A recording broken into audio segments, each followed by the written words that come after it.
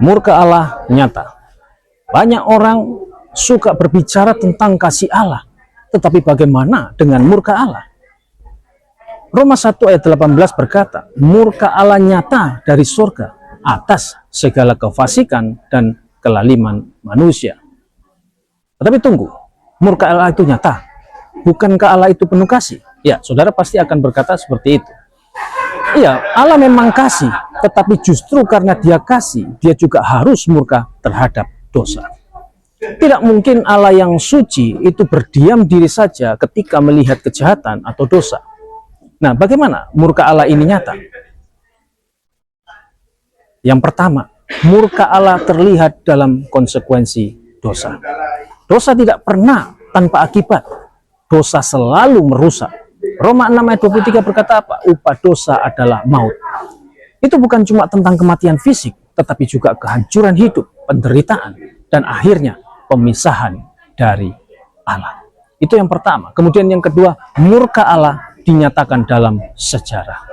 Coba lihat sejarah Alkitab, mulai dari air bah ya di zaman Nuh, Kejadian 6-7. Itu karena kejahatan manusia makin menjadi. Kemudian apa lagi? Sodom dan Gomora dihancurkan, Kejadian 19. Itu karena dosanya begitu parah.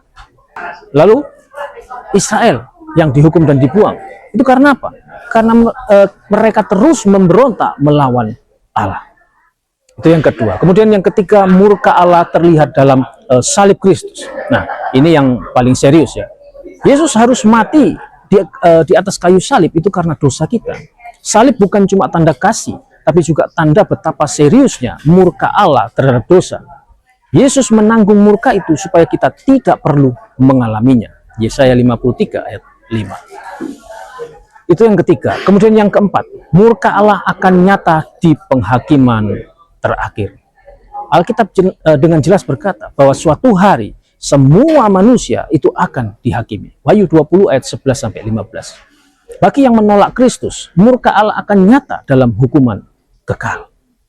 Jadi, sekarang pilihannya itu hanya dua. Yang pertama, saudara menanggung murka Allah sendiri, atau yang kedua, percaya kepada Yesus yang sudah menanggung murka itu bagi kita. Saudara mau pilih yang mana? Jangan main-main dengan dosa. Karena apa? Karena murka Allah itu nyata. Amin. Tuhan Yesus memberkati. Shalom.